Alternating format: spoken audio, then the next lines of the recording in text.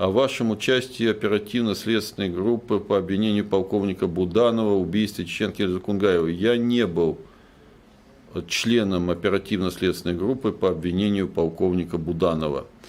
Я со своим напарником Андреем работал в то время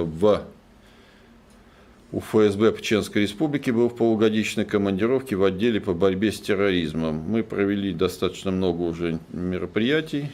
А я ездил в одном автозаке с убийцей Буданова, с чеченцем с этим.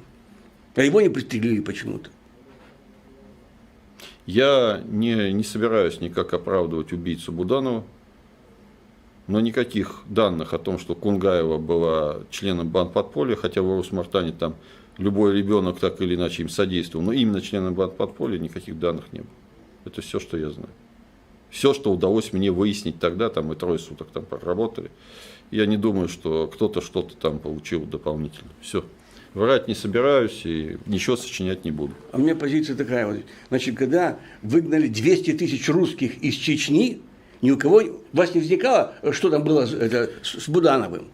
Да мне плевать на эту чеченку. Меня интересует, где 200 тысяч русских было Владимир Васильевич, перебито и Владимир выгнано. Васильевич, я вообще-то пошел туда добровольцем воевать в первую кампанию, и фактически добровольцем поехал туда и не вылезал оттуда.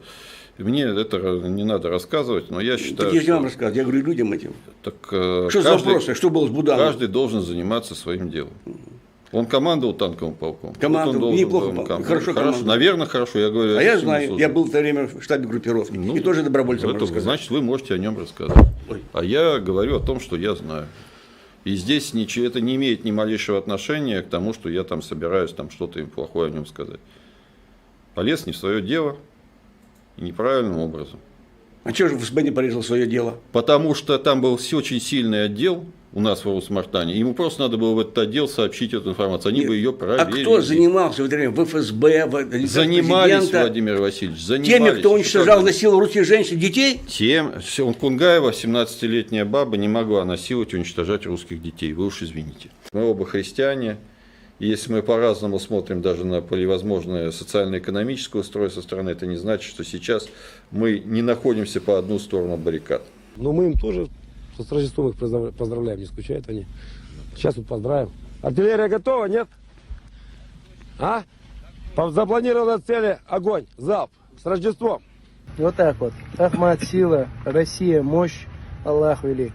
Всех, кто меня слышит и видит, поздравляю с праздником, с Рождеством Христовым.